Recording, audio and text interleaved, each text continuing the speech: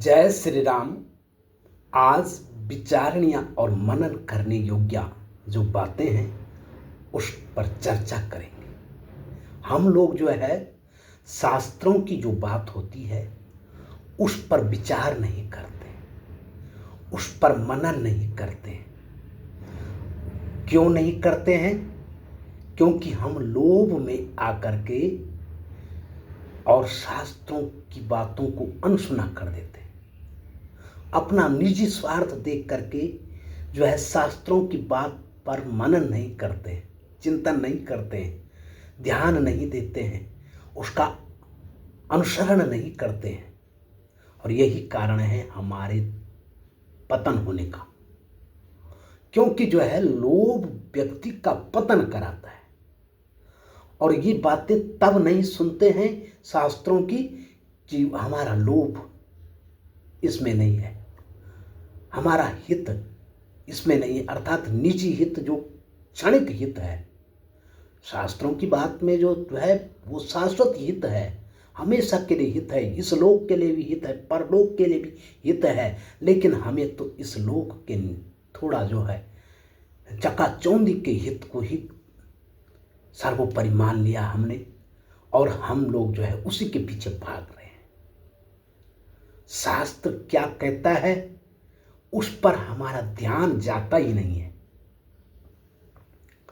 और कोई जो अगर शास्त्र की बात करे और उदाहरण दे शास्त्रों से तो कहते हैं कि इसने तो ऐसा बोल दिया है, वो तो गलत है, ऐसा तो नहीं बोलना चाहिए था। शास्त्र में जिसने लिखा है, क्या वो अपसभ्य व्यक्ति था जिसने लिखा? बोलने वाला तो बाद में बोलेगा, जो उसका उदाहरण देगा वक्ता वो तो बाद में देगा उसका वक्ता उदाहरण। लेकिन सबसे पहले तो दोषी वो है जिसने लिखा ऐसा। शास्त्रों में जो है अनेक प्रकार के जो है जागृति के लिए जो है उपदेश दिए हैं और कठोर उपदेश दिए हैं, जिनको हम जो है समझ नहीं सकते हैं।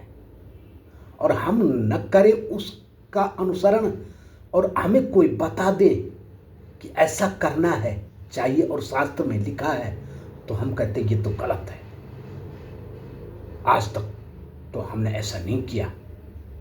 आपने ऐसा नहीं किया है तो वो आपकी कमी है, आपकी अज्ञानता है। लेकिन जब आपको ज्ञान दिया गया है या ज्ञान हो गया है तो उनका अनुसरण करना चाहिए। शास्त्र अनंत है, लेकिन जो शास्त्र में बातें हैं उसका मनन चिंतन करना मानव का परम धर्म है। आजकल जो चर्चाएं चल रही ना, आप कल परसों से सुन रहे हैं यूट्यूब पर और अलग अलग सोशल मीडिया पे भी चर्चा चल रही है, फेसबुक में, इंस्टाग्राम में आदि जगह जगह, कि ये आडंबर रचा करके ये ऐसा कृत्य क्यों कर रहे हैं। इसका विशेष जो कारण है वो क्या है? अनुमान लगाया आपने कभी? नहीं। ये आडंबर कैसे चला, कैसी इसकी प्रस्तावना बनी, कैसी इसका जो है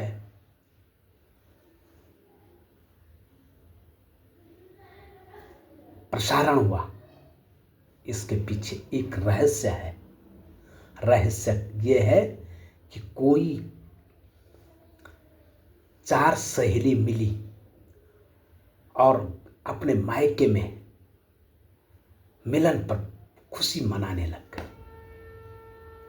और उनके मन में विचार आए कि हम 4 तो मिल गए, लेकिन हम सभी सहेलियां एक साथ मिल जाएं तो कितना आनंद आएगा। उनका विचार सही था, लेकिन वो इतनी पढ़ी लिखी भी नहीं थी कि वो इस विषय में ऐसा विचार कर सके। वो किसी विद्वत व्यक्ति के पास गए और विद्वत व्यक्ति से कहा कि हम जो है अपने मायके में अनुष्ठान करना चाहते हैं, अनुष्ठान कर सकते हैं। तो उस विद्वत व्यक्ति ने शास्त्र तो देखा नहीं, कहीं प्रमाण तो देखा नहीं। उस विद्वान व्यक्ति ने केवल अपना हित देखा कि जो अगर ये अनुष्ठान कराएंगे तो ये मेरा भला हो जाएगा, और कह दिया कि हो जाता है। और हो जाता है सुना सहेलियों ने, और अपनी सहेलियों को जो है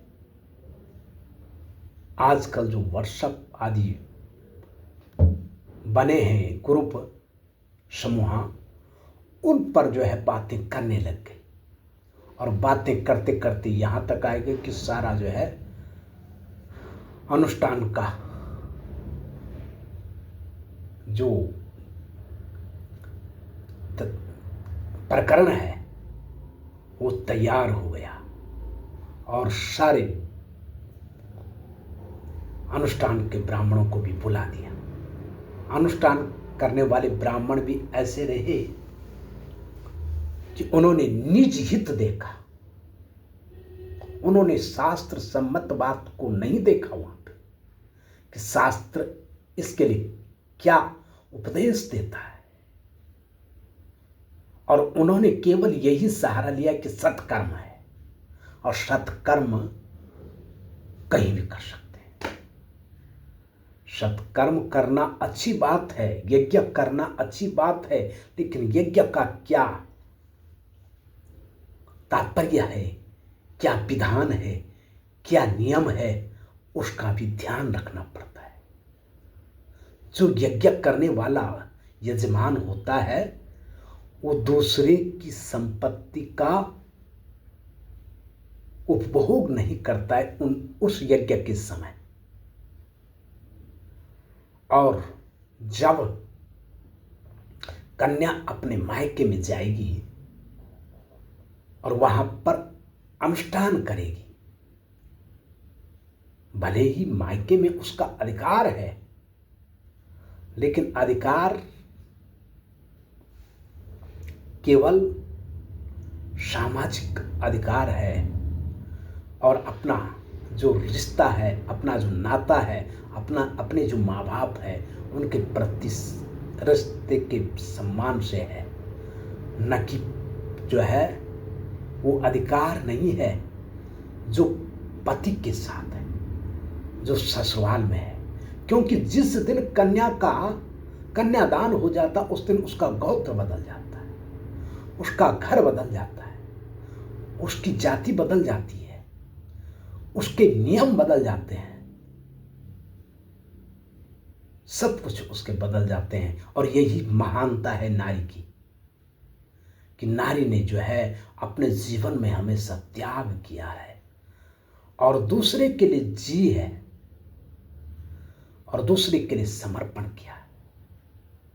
और जिस पिता ने अपने पितरों के उद्धार के लिए उस कन्या का कन्यादान किया, और उस दिन से कन्या के धन से जो है ये सोचा कि मेरा जो दान दिया है उसका मैं उपभोग नहीं करूंगा। और समाज में भी ये प्रथा है, कन्या के धन के लिए जो है कोई भी शास्त्र नहीं बताता कि कन्या का धन जो है पिता ग्रहण करे। अज्ञानता में कोई कर रहा है तो उसको क्या करे, लेकिन कोई ज्ञानी व्यक्ति इस उपदेश को देके कर सकते हैं तो ये गलत है। क्योंकि जो है जिस व्यक्ति को कुछ शास्त्रों का ज्ञान नहीं है, कुछ ध्यान नहीं है, वो व्यक्ति करे तो उसके लिए क्षम्य है। लेकिन वो व्यक्ति बताए जिसको सब कुछ पता है और वो अनुचित मार्ग बताए तो उसको दोष लगता है। लेकिन आज ये नहीं हो रहा है। आज ये हो रहा है जो शास्त्रों का उदाहरण दे करके शास्त्र शास्त्र का मत बता रहा है उसको दोषी समझ रहे हैं। और दोषी समझ रहे हैं तो कौन समझ रहे हैं? जिनका ये आडंबर बंद होने वाला है।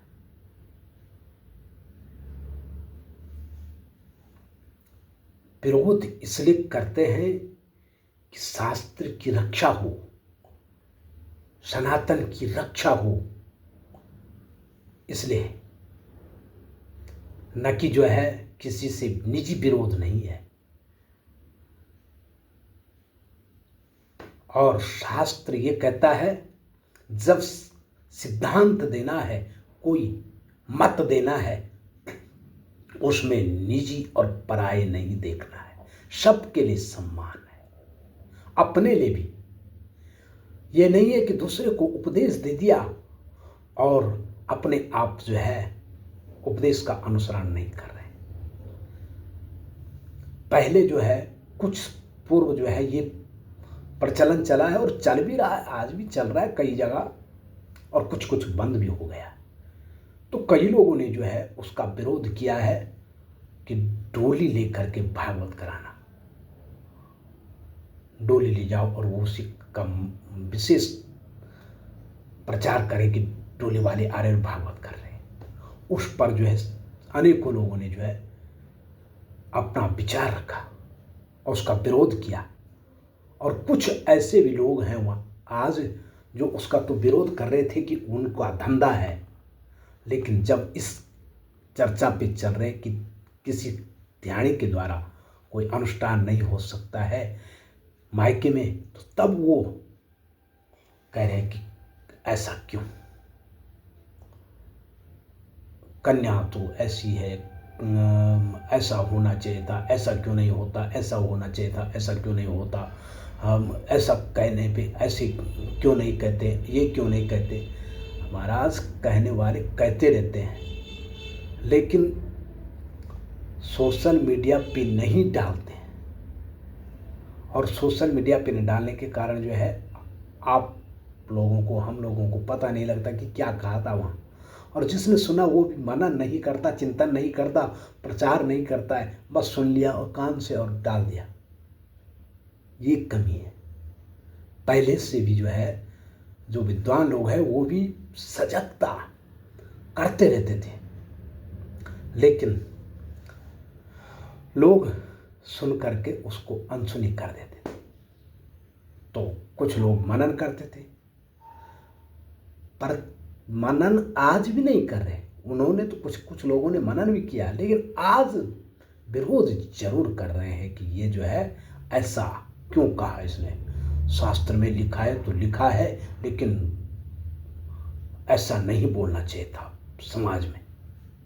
अरे महाराज, शास्त्र से जो बोल दिया है, जो लिखा है वो बोला है और सत्य बोला है और प्रमाण से बोला है।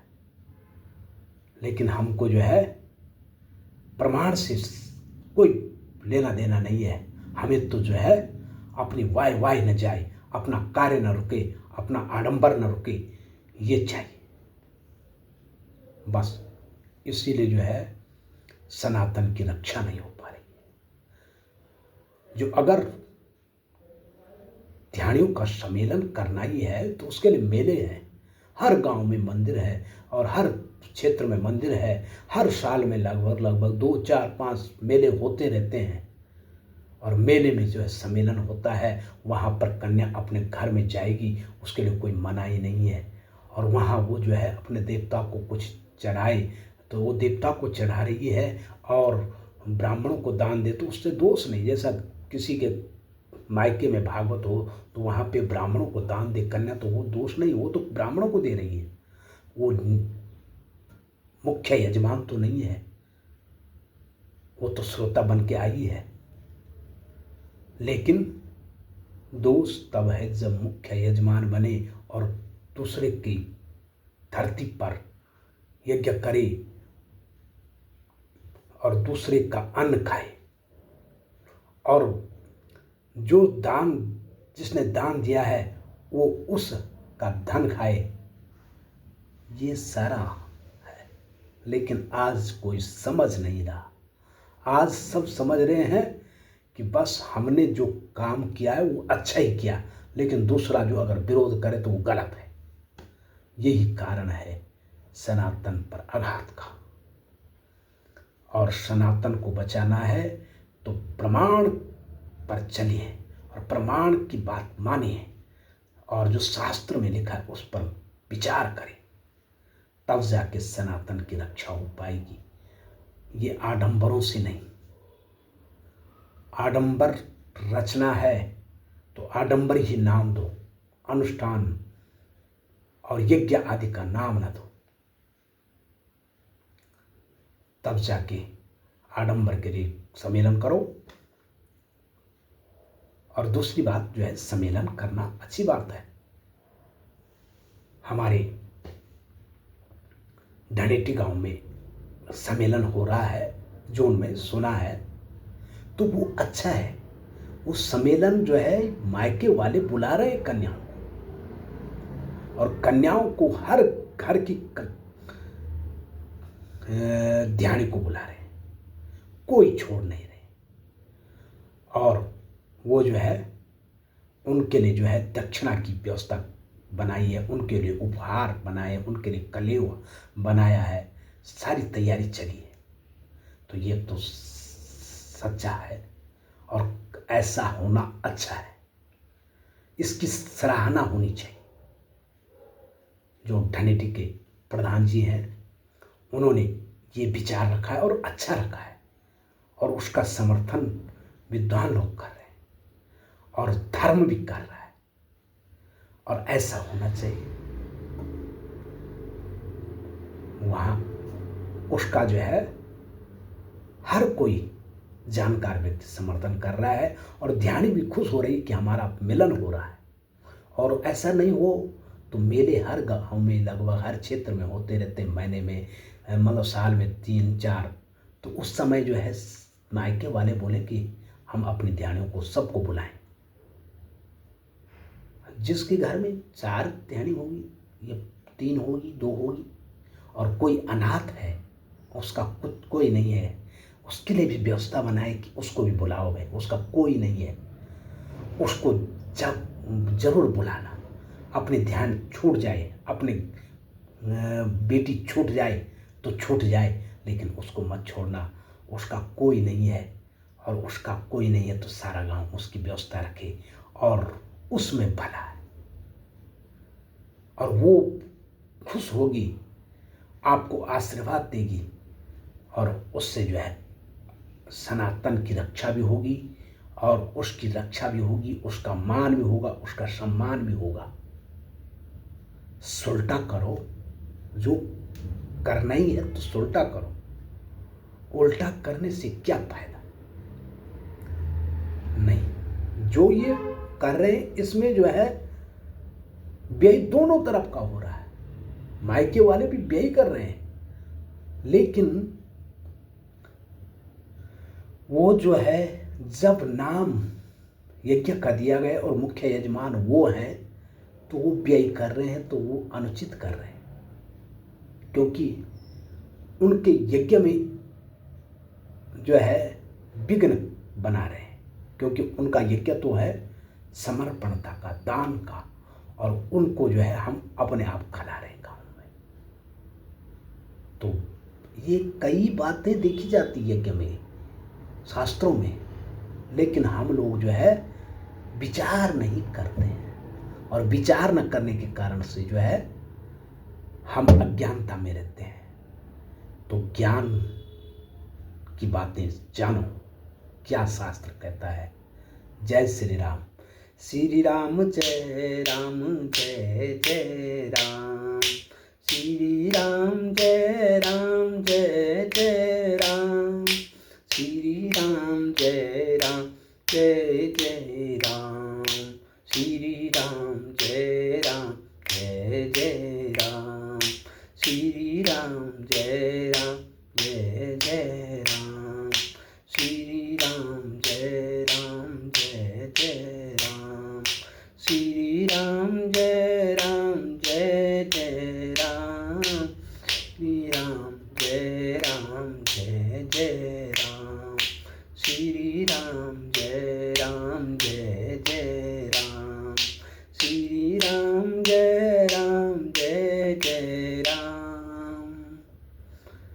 आपने वीडियो देखी पूरी, तो इस वीडियो को शेयर ज़रूर करना, कमेंट ज़रूर करना कि ये बातें अच्छी लगी या ख़राब लगी, लेकिन सभ्य में लिखना, क्योंकि जो है हमारा सनातन यही सिखाता है, सत्य बोलो और अच्छा बोलो, क्योंकि जो है सभ्य बातें बोलें कमेंट में। जय श्री राम।